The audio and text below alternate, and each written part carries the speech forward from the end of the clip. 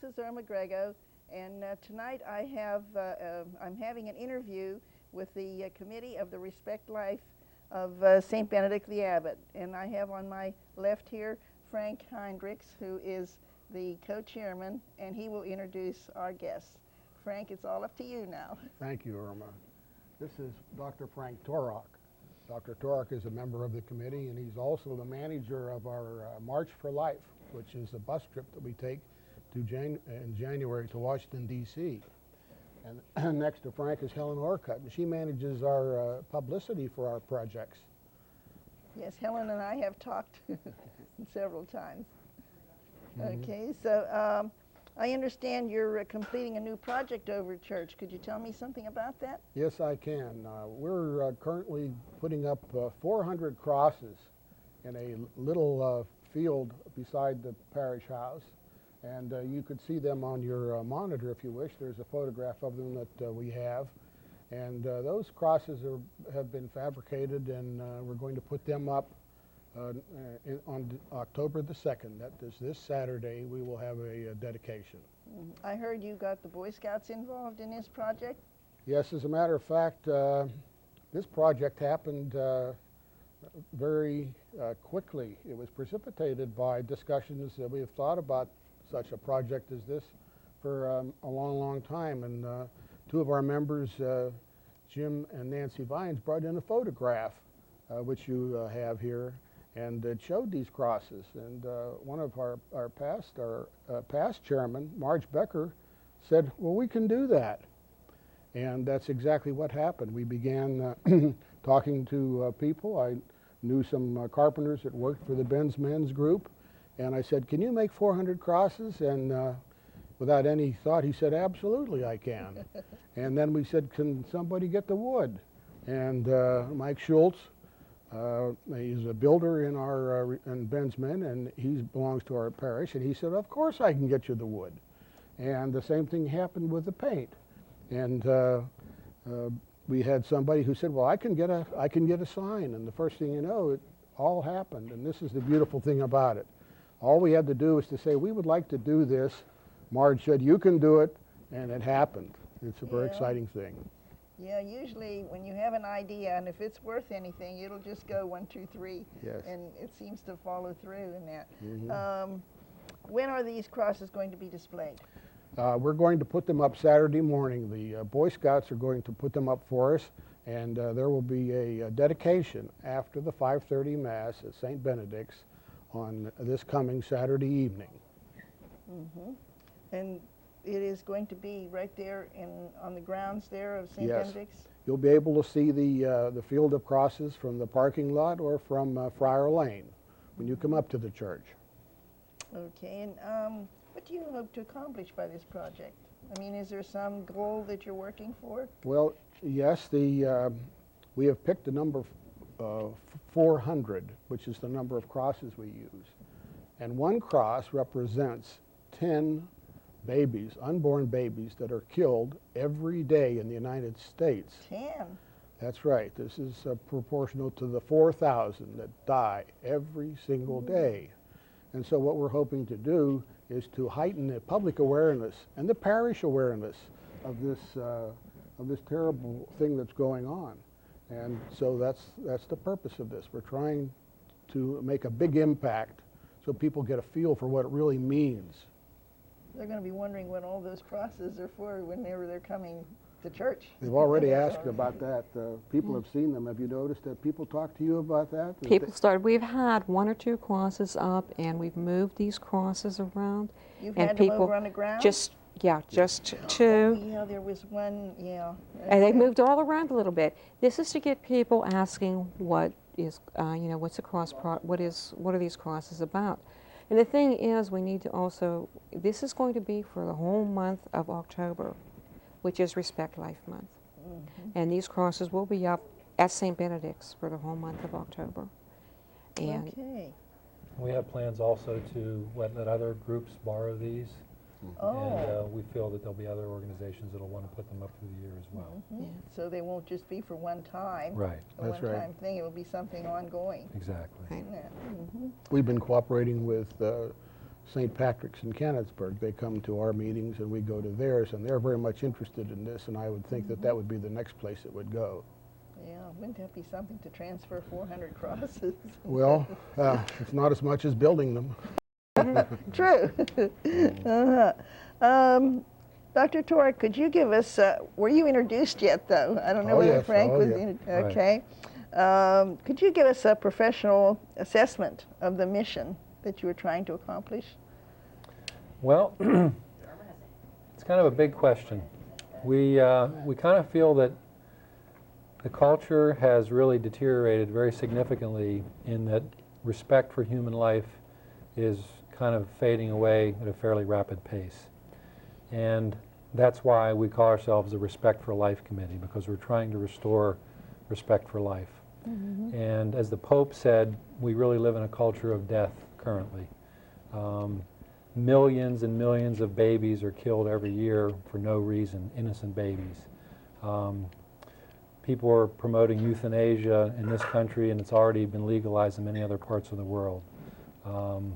Legalized suicide, many things like that. And we feel that our mission is to do everything possible to try to restore the respect for human life that we think is so critical. Mm-hmm. Frank, can you tell us a little bit about the partial birth abortion procedure that has reached such high public perception today?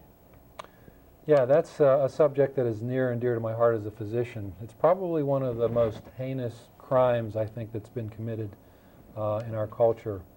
And what a partial birth abortion is that you take a full-term baby or a 7 or 8 or 9 month old baby prior to birth, and somebody decides they don't want to have that child. And the excuse has been given that it's medically necessary to save the life of the mother, but there's actually been no documented cases where that was really necessary to save the life of a mother. It's generally really just strictly a means of eliminating a pregnancy. And what they do is they take this full-grown infant, and this is legal, it's perfectly legal. They turn it around inside the uterus.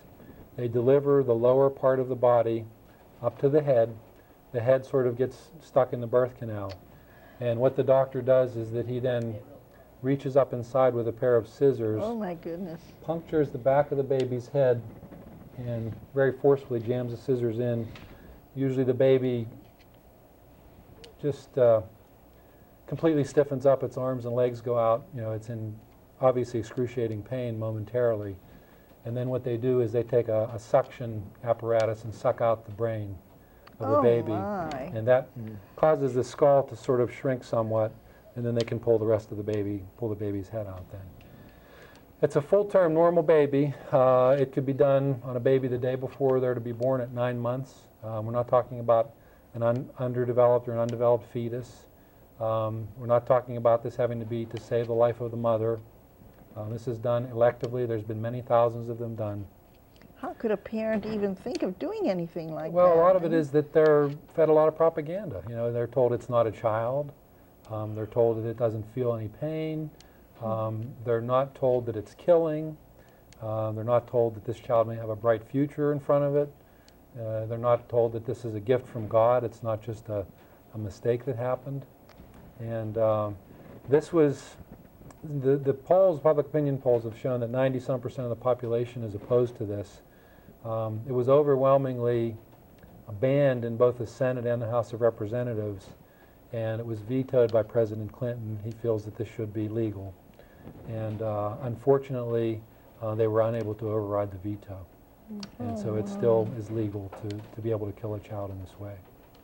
That is awful. It's horrible. I mean, It sort of is very irritating that we think we live in such a good culture that, you know, is so high and mighty, and that we've got everything we want, and that we, you know, consider ourselves to be good, whatever good means. And in reality, I'm not going to mention any specifics, but there's been some oppressive dictatorships in the past century that we have killed many, many, many more people than they have in a very brutal fashion. And the problem is the average person doesn't stop to think about it. You know, it's not a child, it's a pregnancy. It's not a baby, it's a fetus. But, you know, they're just as much alive and as much of a human being as you or I. There's no question about it. That's right. One of the greatest proponents of abortion was a doctor named Bernard Nathanson. And he was a radical, actually, abortionist. And as he went along in his career, and they developed ultrasound, and when he actually saw what a sonogram or an ultrasound showed of a baby in the womb, sucking its thumb, moving around, doing all the things that a normal baby does, he became very much opposed to abortion after that. So there's abundant medical advice that this is a living person that just happens to be in a different stage of development than you or I. Yeah. An interesting thing about that you might want to think about is since the Supreme Court made the decision, the Roe Wade decision, there have been about 35 million deaths by abortion. And in that time, there has not been a lot of publicity until the partial birth abortion procedure became well known. And I think it was such a terrible shocker. And you wonder why people didn't think that death of a baby in any form was a shocker. But an interesting sidelight was that the Jane Doe, who was the Roe lady in this Supreme Court decision, never, to our knowledge, really had an abortion. And secondly, she became a Roman Catholic and is a very strong pro-life person right now today. Very so good. hearts change. Even those, the hardest of them, change. They would have to. I mean, how could you see something like that and not change? I mean, I always thought that one film of The Silent Screen was terrible, but I couldn't imagine how it would be terrible to see one of the others. I can't even fathom what it would be like.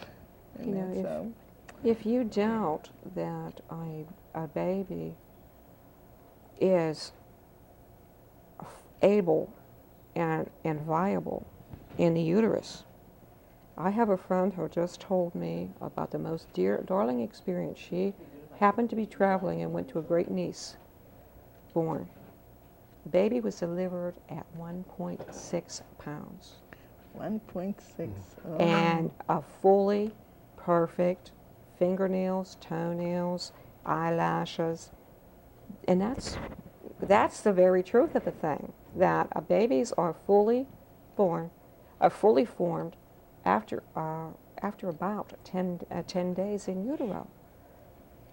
They have a heartbeat, and then they just progress, and by the second month you have a full child. And how can they say that So, it's yeah, not a living so much being? for Planned Parenthood's definition that that child is a blob of tissue. Absolutely. Absolutely. Wow. So, Helen, perhaps you could tell us a little more how you publicize for this. How do you let the public know what you're planning on doing and everything? Okay, well, we basically relied on, and the Washington Observer, the Almanac, the Pittsburgh Post-Gazette, the Tribune Review are all carrying something, and the Pittsburgh Catholic will all be carrying information, and already are carrying information about all the different Respect Life projects that are going on throughout the Pittsburgh area.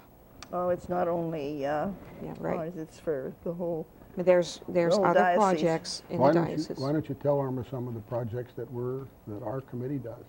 Yes, Yeah, I'd besides. be interested in that. Okay, Like our if we went committee, to- besides this project with the crosses, which is a very specific, hard thing that we've been working very hard on. Every year we do the March for Life in January, and encourage people to go to Washington, D.C. I have done it for 5 years in a row, and going to Washington, D.C. lets you know really how many people are behind you when it comes to being pro-life. Well, excuse me a minute, but whenever we went last year and I saw so many teenagers going, it Isn't it really wonderful? made me feel, that that's Yes. where it starts. That's absolutely, it makes me so good to see the number, and there's a great number of young people Young people. who need to know this, to make the choice that life is precious in all respects, young, old, all life is precious. And we do a mission meals about 4 times a year. Everybody in our parish fixes a meal and freezes it, and it goes to city mission. Another project that we do is living rosaries. Maybe you could tell us where you get the pans and that to make Giant Eagle provides us with the freezer pans for this project. They have done this, and it just makes it so wonderful.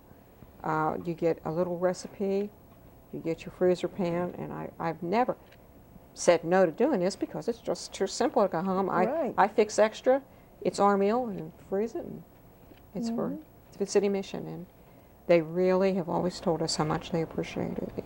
Yeah, there was an awful big stack of pans. Isn't it wonderful? It is. How many really people is. respond to think that? of all those being filled and to be serving someone that is in need. That's right. And that, which is, you know, it's all part of life. And how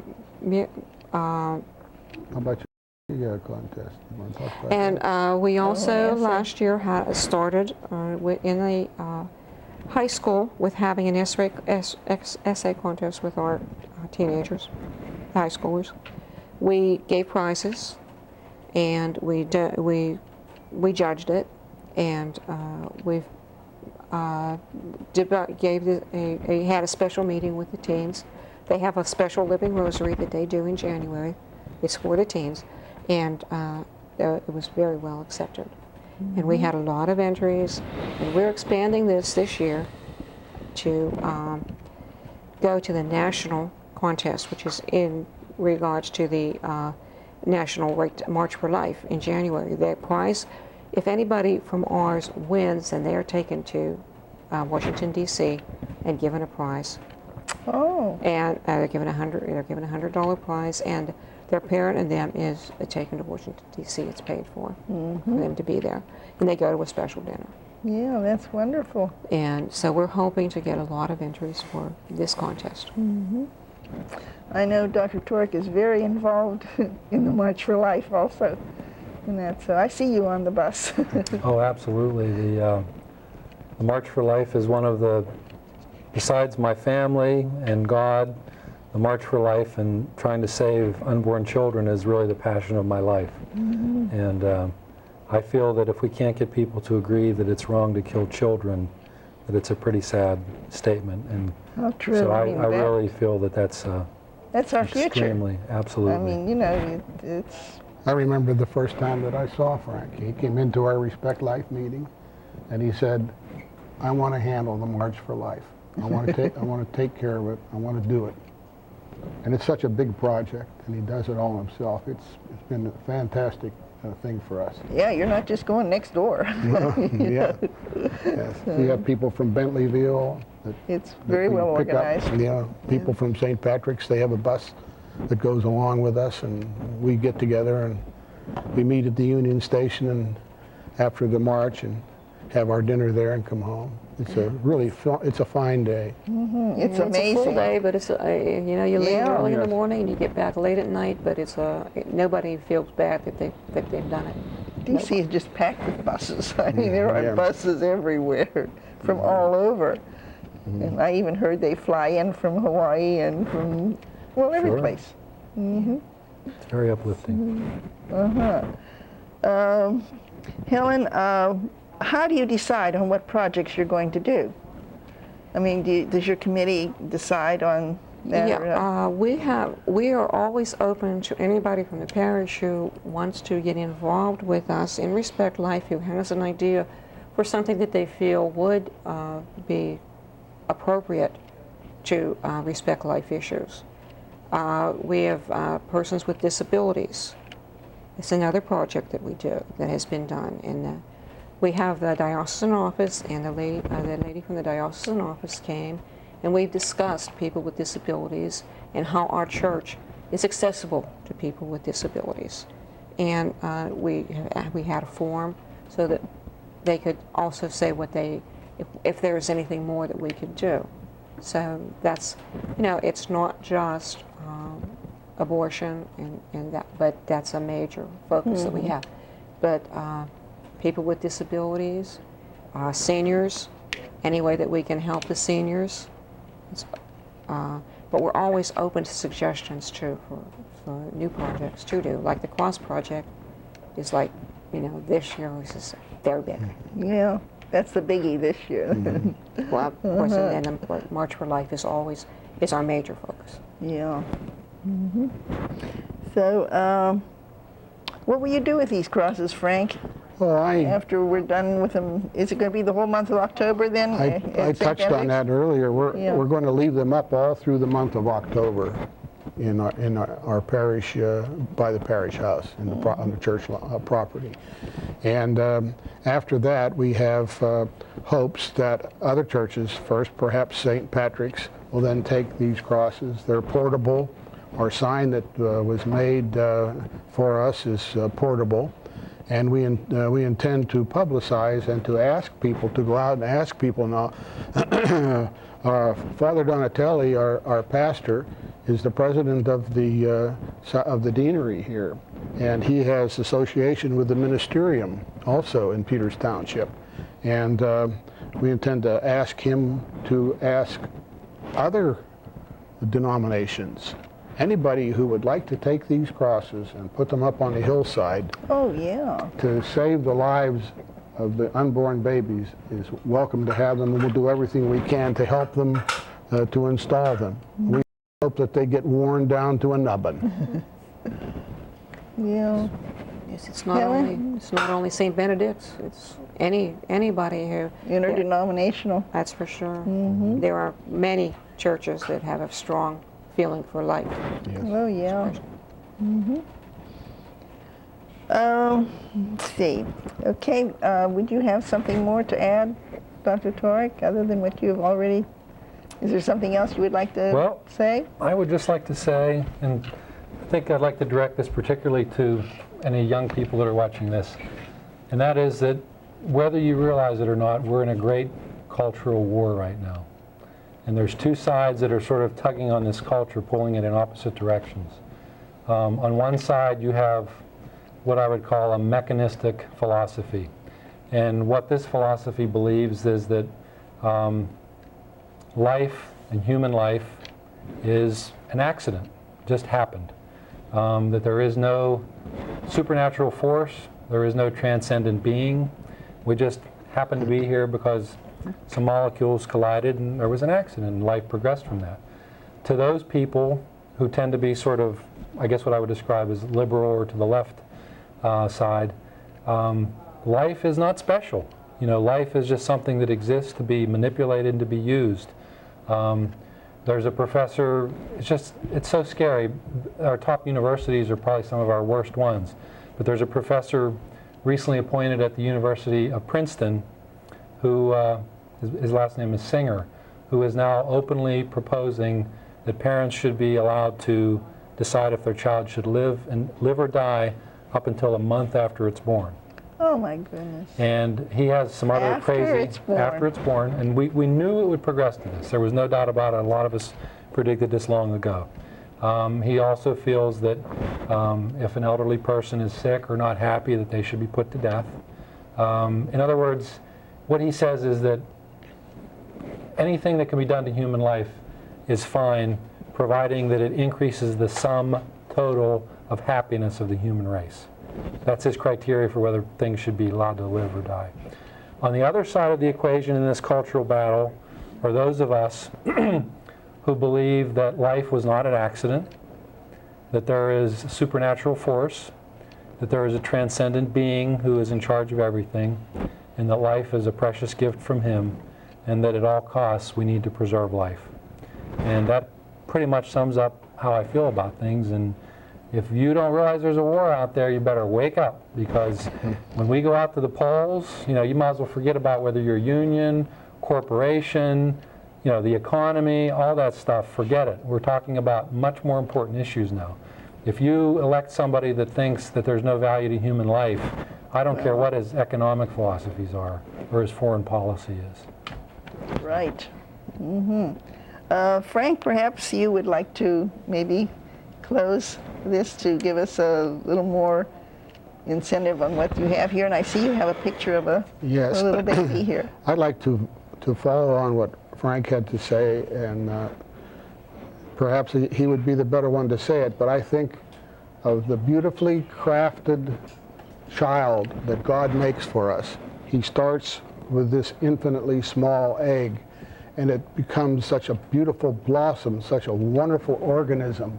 And God made this, and He wanted it to be perfect. And how, in God's name, can our society decide to destroy it the way we do? It's an impossible thing to understand. But in closing, I did want to say that we are in a war. And this is not a fighting war. This is not guns, as far as the Respect Life Committee, because we can't really do that. There aren't enough of us. What we do is change hearts. We change hearts. We make people aware of what's happening and tell them what the obvious conclusions are going to be. For instance, abortion, if it had been going on, it could very well have killed Einstein. And we may think about this also, that the four of us sitting here, if we were born today, we may never have seen life. Our potential would be totally destroyed. But we have to be very cautious of this and think about the peaceful way. Now, I wanted to say something about another thing, that we're heroes. If you had a baby that was in a fire and you saved it, the fire department, they would give you a medal. Or if you saved a drowned child, you'd get a medal in society today. Well, we're heroes. We're saving lives. I want to show you this picture here. This is a picture of Caleb. Caleb would be a cross today. He would have been killed by abortion, except we saved his life with our Respect Life policies. That's why he's here today. And I think of this, I see him and I almost break out into tears, because I say, look at the beautiful potential of this little child. And that is what we're talking about. The potential of children is America's lifeblood. And I want to thank you all, and I know that God is going to bless you all for helping in this work. Such a beautiful little boy. Thank you. Well, is it someone that you had known the family of or something? I know the family very well, and I know how this happened, that this little child, the mother was deciding whether or not to abort this baby.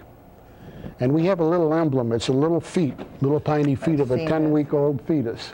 And this little feet fell out of this mother's dresser drawer, during the time she was thinking about this. And these little feet fell out in front of her, and she changed her mind. She got her little feet from us. Mm-hmm. And that's saving lives, and we're heroes. That's such a wonderful story. It's not a story, it's a real fact. It's a real life baby saved from abortion. Mm-hmm. And there are millions of them. Every time you talk to one person and you change their heart, you're saving a life. And it's marvelous. It's the only way to combat this, short of taking guns. Yeah. Mm-hmm. A lot of times it's just a one-on-one situation too, where something, and it's always God's will that touches that mother who makes her say, I'm not going to have an abortion. It's an individual decision, and that's what it's down to, and we just have to make them realize what God's will is. Right. Mm-hmm. Well, I'd like to thank my guests this evening, Helen Orcutt, Dr. Torok, and Frank Heinrichs.